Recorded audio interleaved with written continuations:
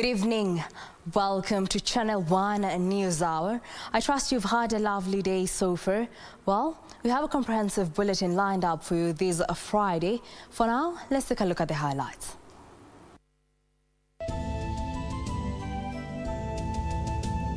Mission unbelievable.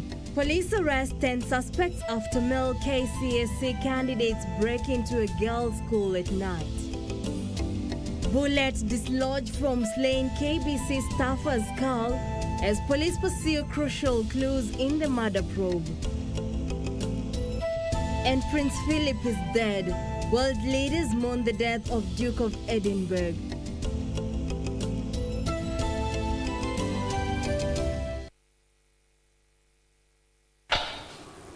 Welcome to the broadcast. My name is Jacky. Wambiru, our sign language interpreter is Byron Abuli. Remember, you can interact with us on our Twitter handle at KBC Channel 1 or at Jacky Wambiru. Now, let's begin the broadcast. 17 more deaths resulting from COVID-19 complications have been reported in the country Friday. The Ministry of Health says the deaths occurred in the last 1 month but were not reported on time. The new statistics bring to 2,309 the total number of fatalities in the country. The country also recorded 1,091 new infections from 7,300 samples tested, representing a 14.9% positivity rate. 17 more people have succumbed to COVID-19 in the country, placing the total of fatalities to date to 2,309.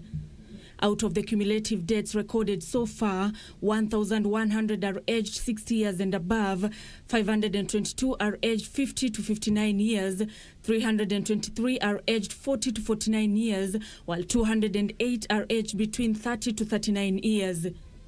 Over the last 24 hours, 1,091 people have tested positive for COVID-19 to push the total of positive cases to 144,154. 533 patients have made full recovery, with another 1,605 still admitted in hospital.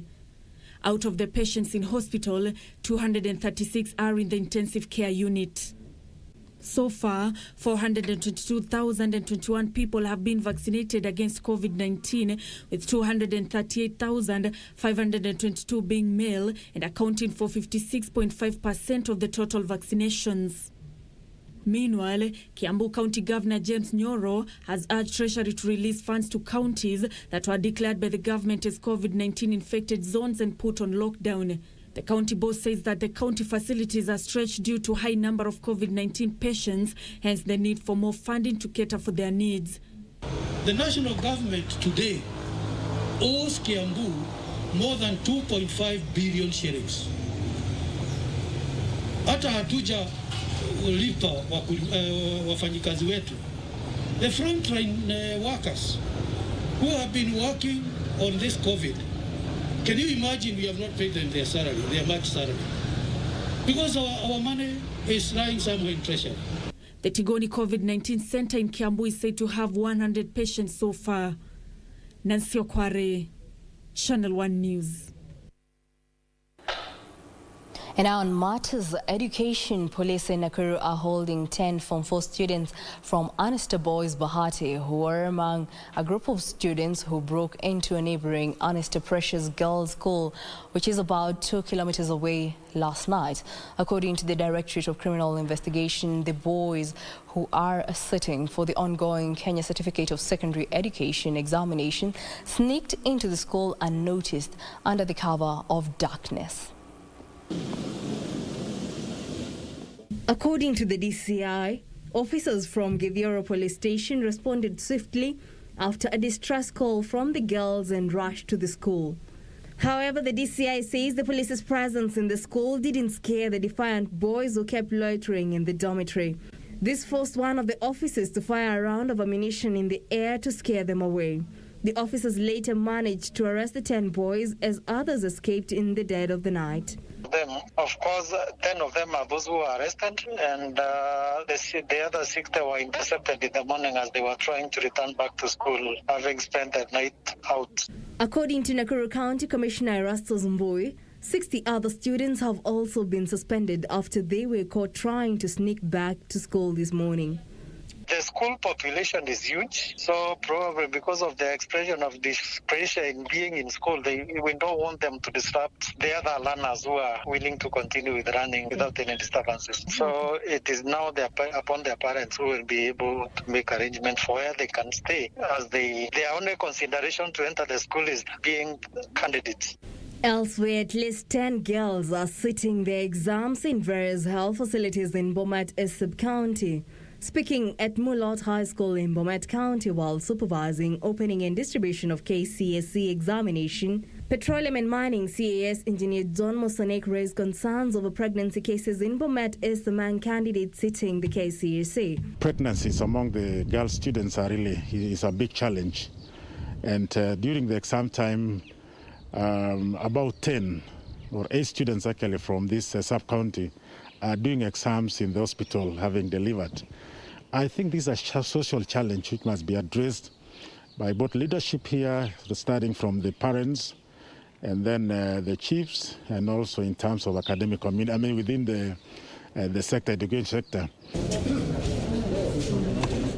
Meanwhile, Coast Regional Commissioner John Elungata has urged security personnel manning the Kenya Certificate of Secondary Education to be extra vigilant to avert any examination irregularities.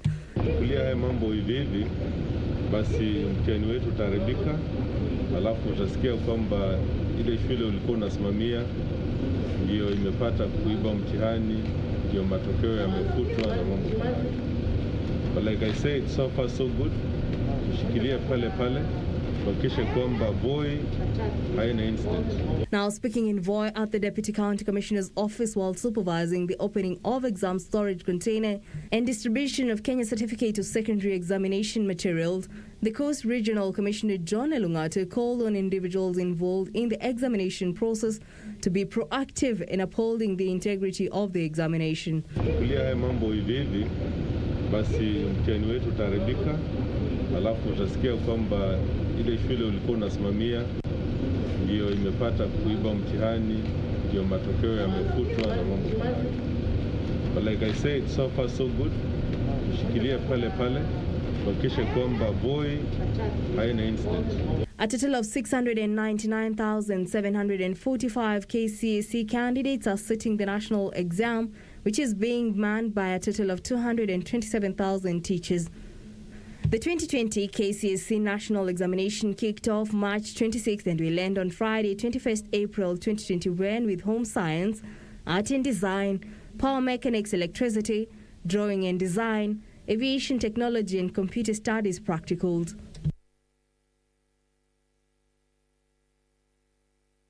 In other news, President Uhuru Kenyatta has joined other world leaders in mourning Prince Philip, the Duke of Edinburgh, who passed away Friday. Prince Philip, who was 99, was the husband to Queen Elizabeth II of the United Kingdom and was the longest-serving royal consort in British history.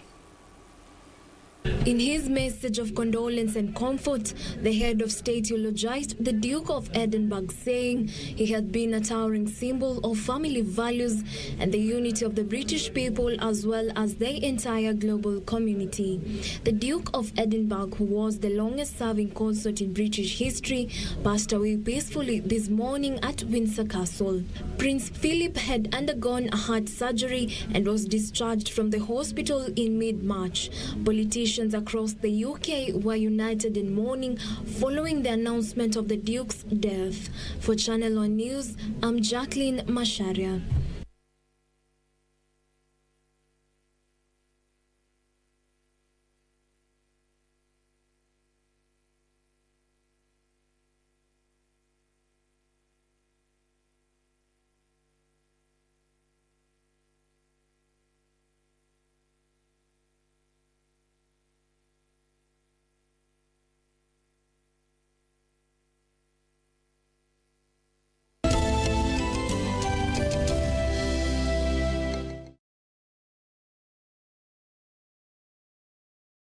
Je, umeomoka? Kama hujaomoka kwenye Quickly ndio mambo yote. Hapa tuko na fridge, kodi yake ni CM. tuko na gas cooker, kodi yake ni CK, tuko na TV, kodi yake ni TV, tuko na simu aina ya Samsung ni SM, ama Oppo ni Oppo. My friend, mahali popote unanitizama, eka hizo kodi zake kisha utume kwa 4032353, 4032353, alafu utakuwa unaomoka na hizi bidhaa. Kumbuka, kwenye tupi ni bila bora zaidi kwa bei ya chini kwa chini.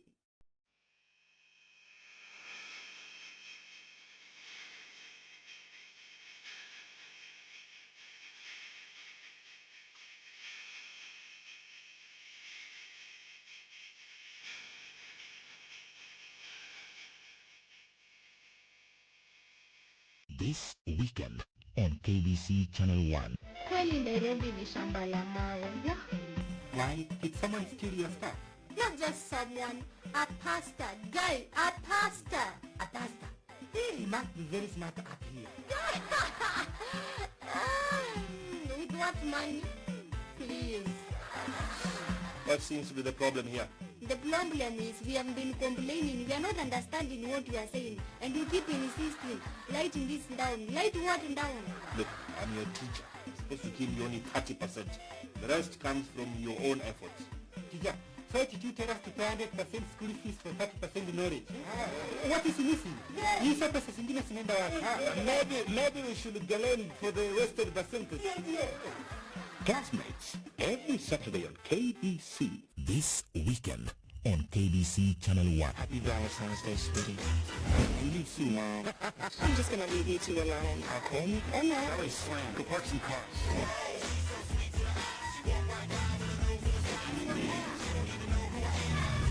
Okay, here's the window.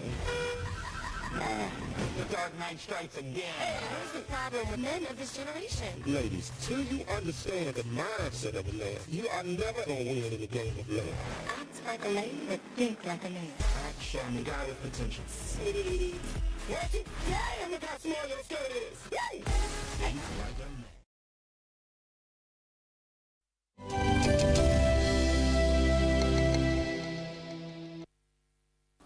Welcome back.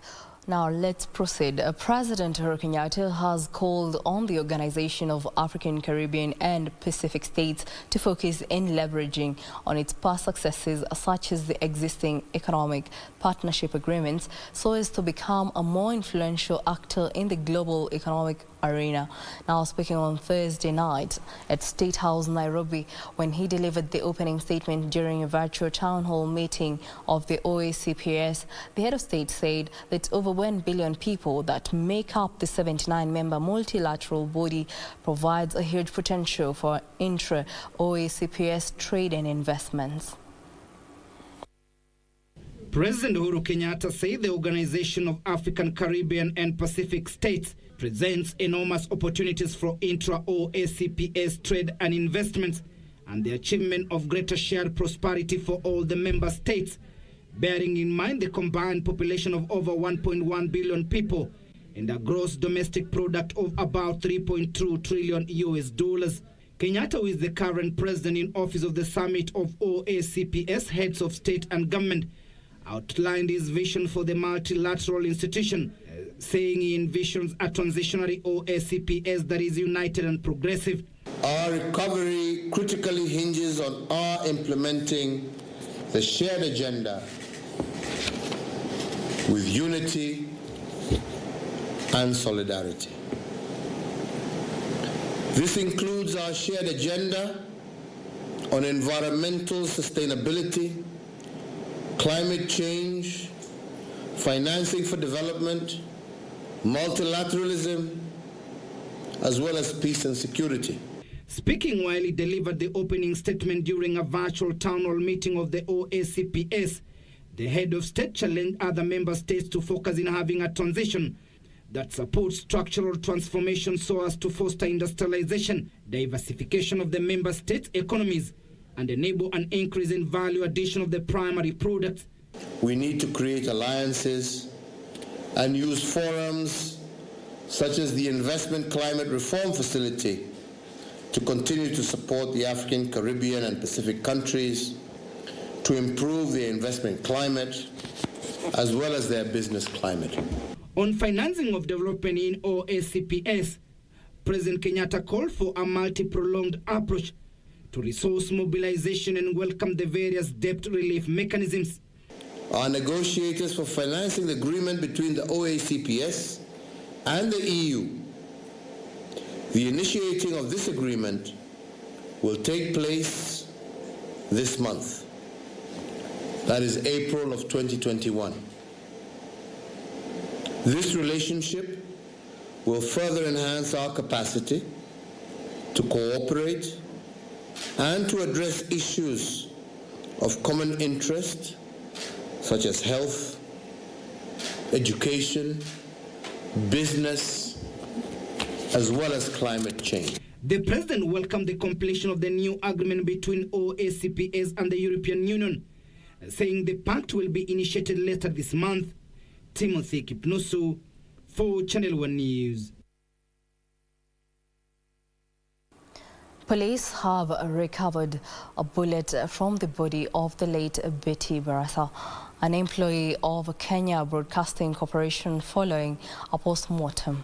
Police say the discovery, including clues found in the house on Thursday, will play a key role in trailing the suspects who carried out the gruesome execution. A post-mortem did by forensic officers led to the discovery of a bullet head in senior KBC video editor Betty Baraza's head. Kajiado North Sub-County Police Commander Patrick Munyasi says this finding will go a long way in assisting the authorities track and bring to book the murderers.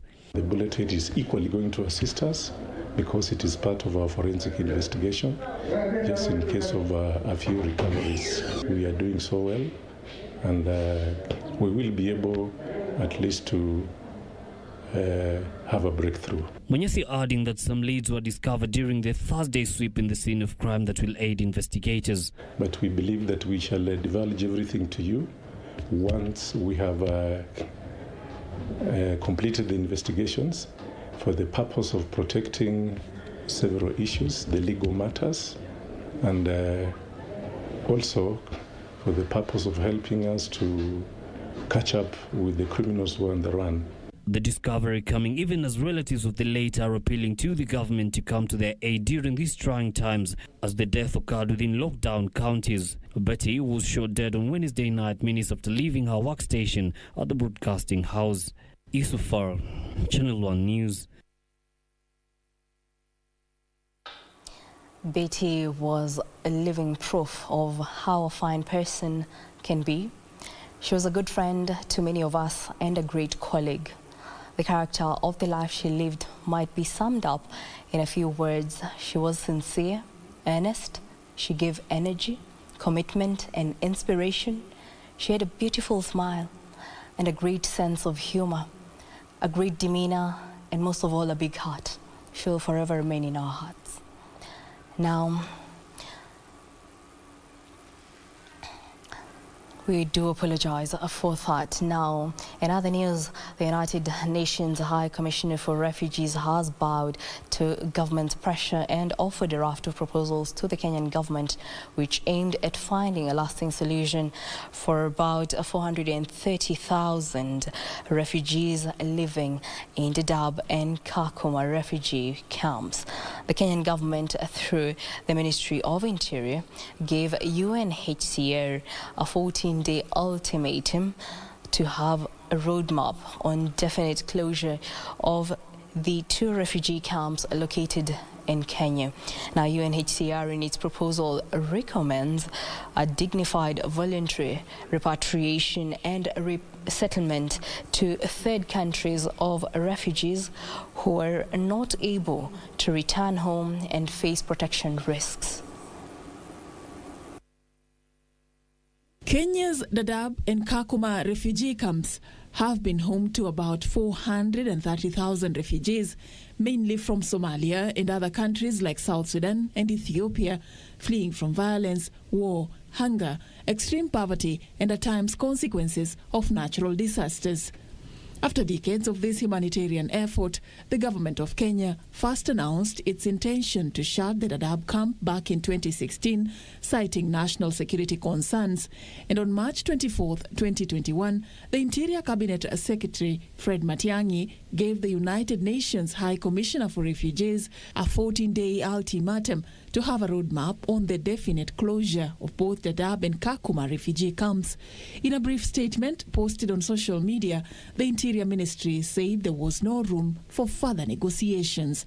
2 days after the lapse of that ultimatum, UNHCR has provided what it terms as a sustainable and right-based solutions for refugees residing in camps, which include enhanced voluntary repatriation in safety and dignity, while taking into account the movement restrictions related to the ongoing COVID-19 pandemic. Provision of alternative stay arrangements to refugees from the East African community, acceleration of the issuance of national ID cards to over 11,000 Kenyans who have previously been identified as registered in the refugee database, as well as resettlement to third countries for refugees who are not able to return home and face protection risks.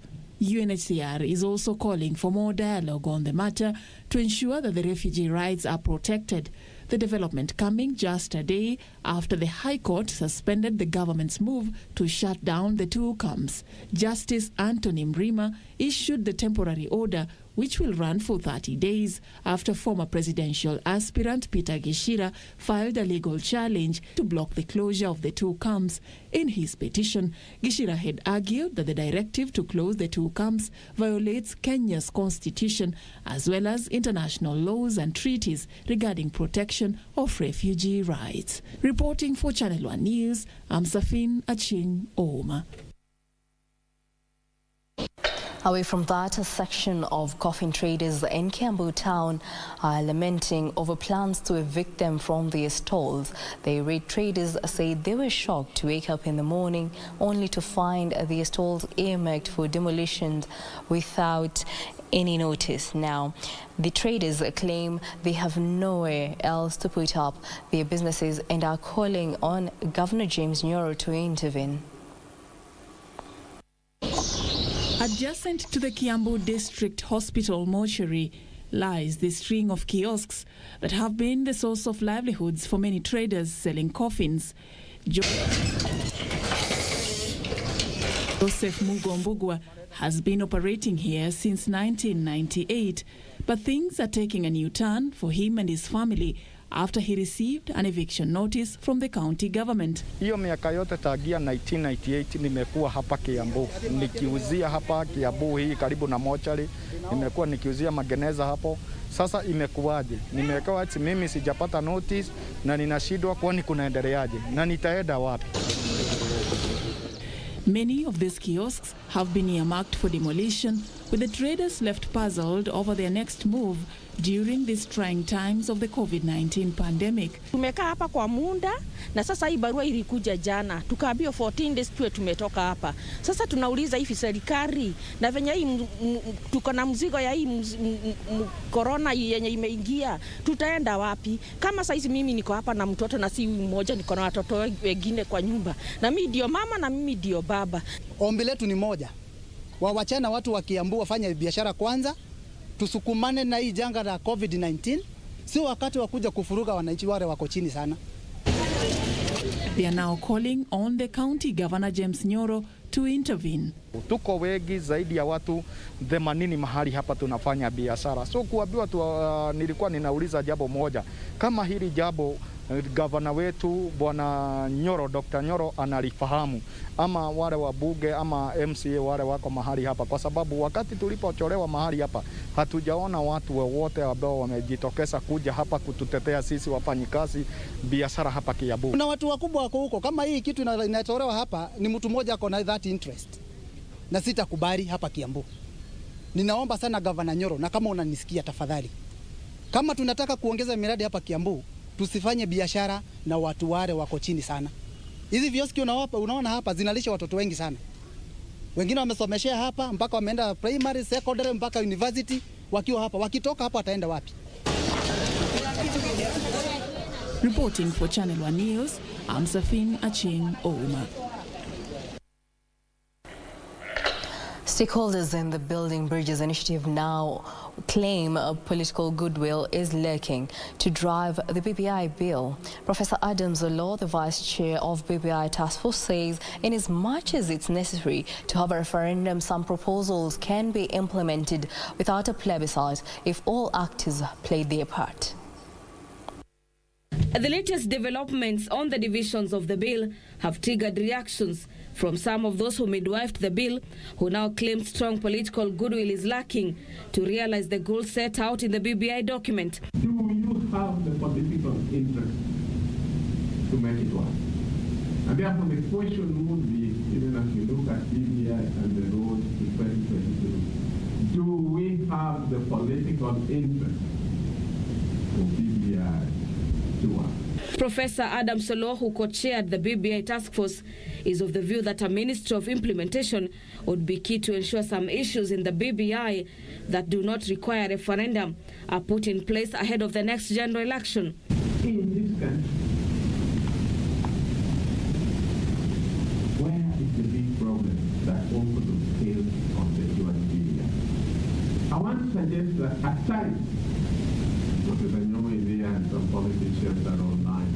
At times, we give too much credence to what are in the political science at times called political will. These are stakeholders at Uongozi Forum called for political parties to undertake civic education on matters national ethos to enhance democracy. Urging us all to take a personal initiative in promoting the key aspects of this document that will promote equality, social justice, inclusiveness, and human rights. After all, transparency, good governance, accountability, and integrity are all necessary elements that we seek to entrench as part of our national fabric. By guaranteeing peace, political stability, and prosperity in Kenya, is a consociation of democracy that promotes both individual, community rights, needs and aspirations, and a government that is national, democratic, and developmental. They also want leaders to evaluate the impact of borrowing on the economy amid dwindling trust among the public.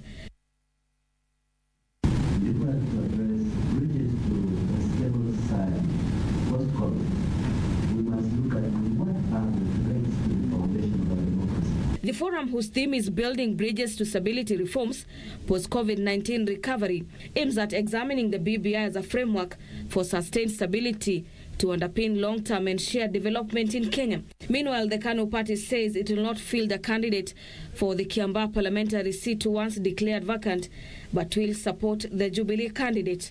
Meanwhile, a section of Migori County Assembly ODM members have dared area Governor Okoth Obado to resign from the party if he is not by its leadership. Mesema kama mwanasiasa na kama mtu ambaye ako na freedom ya kusema eti anaenda huku na ama anatoka huku. Lakini nataka kumwambia eti chama cha ODM kiko imara na kitayumba kwa sababu ametoka, na nataka kama yeye ni mwanaume kabisa ama kamili atangaze tu waziwazi eti ametoka chama cha ODM. For Channel 1 News, I'm Gladys Mungai. Away from matters BBI, the meteorological department is warning of heavy rains and possible flash floods in most parts of the country. Reports from the department indicate areas of central region, Nairobi Western and parts of eastern regions will receive above normal rainfall that might trigger floods. Residents living in central Nairobi and parts of eastern regions have been warned of looming flooding. Heavy rains are expected in Nyeri, Murang'a, Embu, Meru, Kiambu, Tharaka Nithi, Laikipia, Nyandarua and Nairobi. In the meantime, residents of flood-prone area of Nyatike sub-county, Migori County, have expressed concerns of looming flash floods following heavy rains that continue to pound the area. So these people, they had been forewarned, and most of them have moved, like the people of Modi, they have moved to Luala. Agenga have moved to the race grounds of Agenga region. where they have settled permanently there. Hundreds of residents of Agogo, Nyora, Sere and Modi villages who are last hit by raging floods have called on the government to help mitigate and provide safer dwellings. Hivi karibuni maji yatajaa, hata wenye wanaishi karibu na maji mtoni ama bahari hapa wanaweza affectiwa. So tunaomba serikali, tunaomba viongozi to take serious measures about this, because this can really affect our people. Already River Kuja and Migori that drains into Lake Victoria through Lower Nyatike are flooded. I had a budget of around 10 million from the county government, which we have done, responded to procurement of food items and non-food items, which are already in place. Some are coming still. Like from the Kenya Treasury, National Treasury and other places, this money will help us into mitigating the effects of climate change. Timothy Kipnoso for Channel 1 News.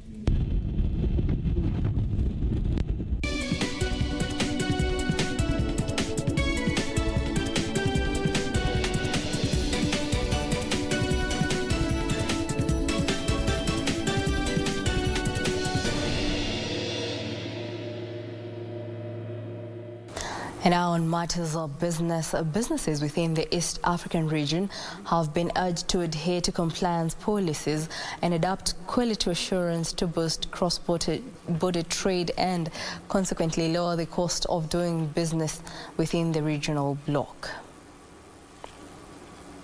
According to the East African Business Council, the manufacturing industry's contribution to the regional GDP is projected to stand from an average of 9.7% to an average of 25% by 2032.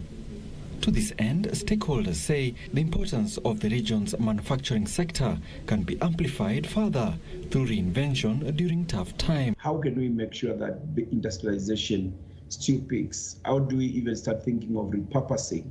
Because it's important. I've seen situations in the wake of pandemic, industries across East Africa trying to repurpose. We could not think of, for example, manufacturing, PPEs at a time because we used to rely much on what was coming from the rest of the world.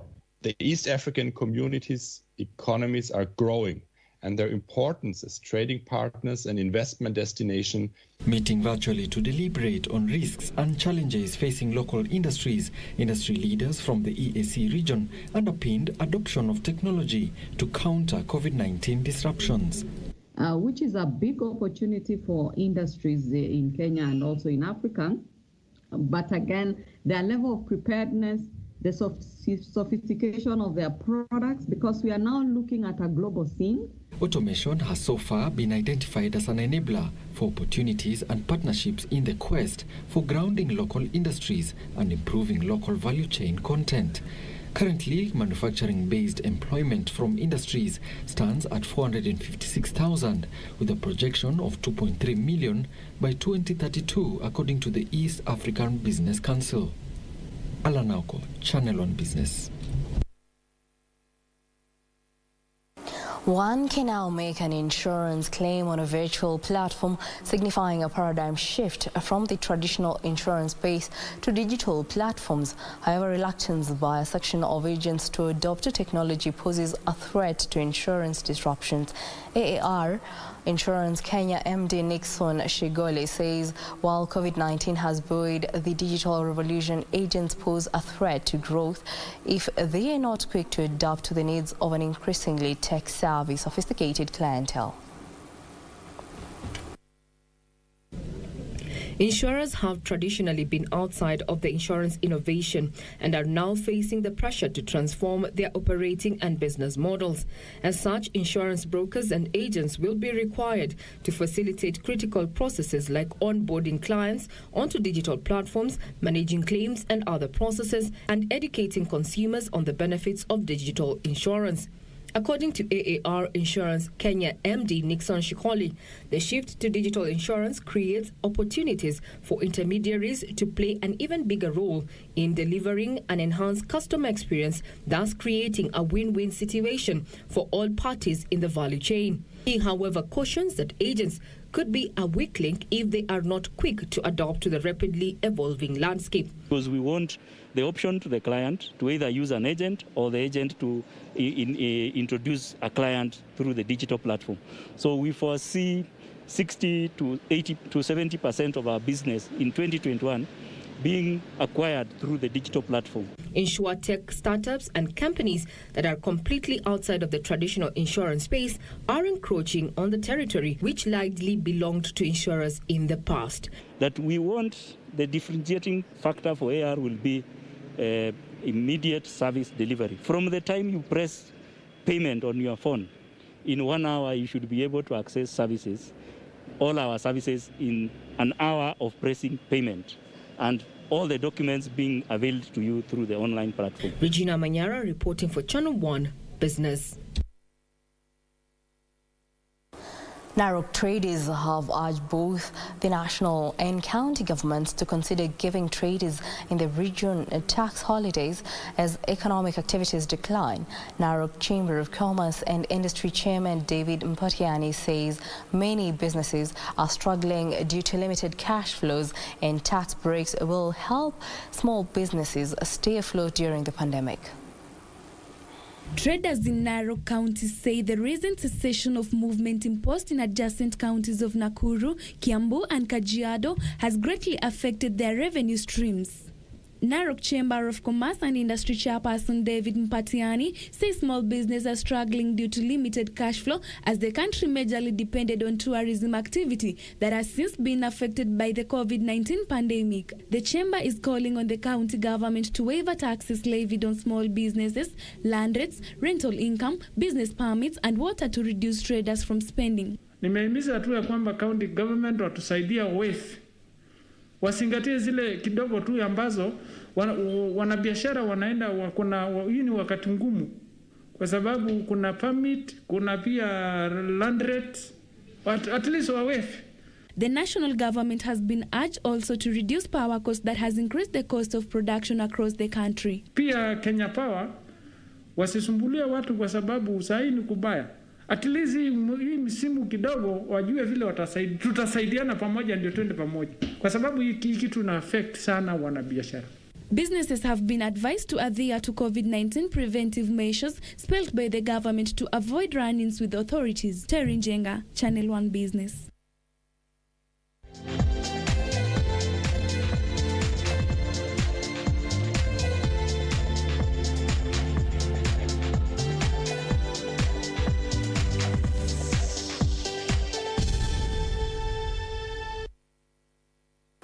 And now in the sports arena, vaccination of sportsmen and women entered day 2 Friday, with rally drivers, navigators and service crew receiving the COVID-19 jab ahead of the WRC Safari Rally slated for June this year. The Ministry of Sports is targeting to vaccinate approximately 3,500 sportsmen and women and sports administrators countrywide against COVID-19 in the first phase of the exercise.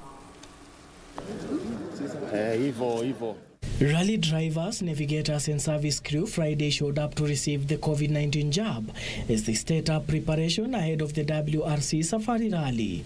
The Safari Rally will be making a return in the WRC calendar after an 18-year absence.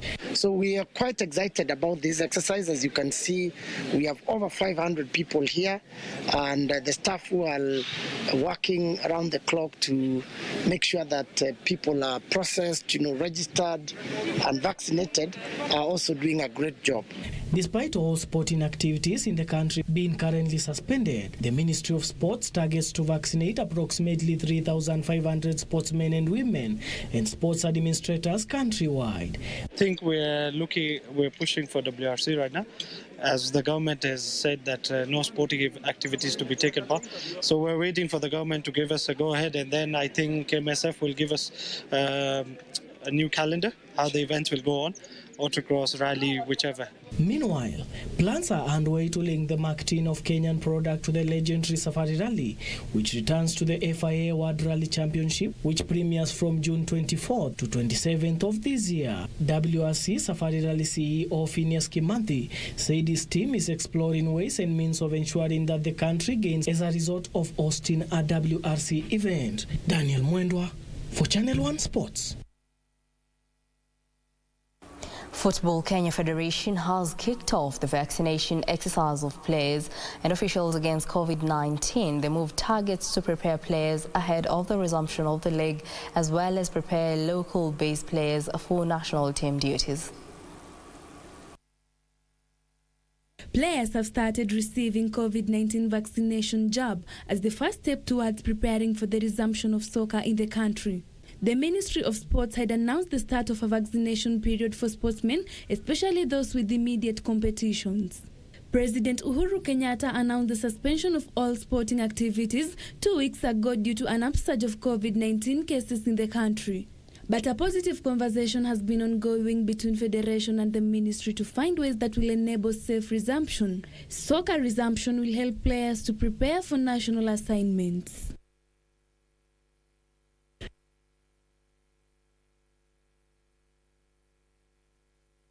Manchester United boss Ole Gunnar has hailed the exceptional duo of Bruno Fernandes and Marcus Rashford after United beat Granada 2-0 to enhance their chances of advancing to the Europa League semi-finals. Elsewhere, Slavia Praha scored a dramatic stoppage time equaliser to leave Arsenal's Europa League ambitions hanging in the balance.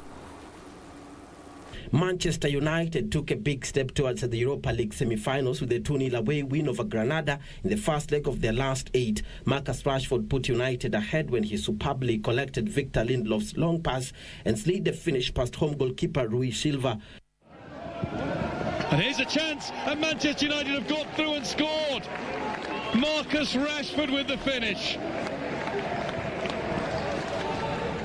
Yangel Herrera, on loan from Manchester City, hit the outside of the post for the Spanish side, and ex-Tottenham striker Roberto Soldado also fired wide.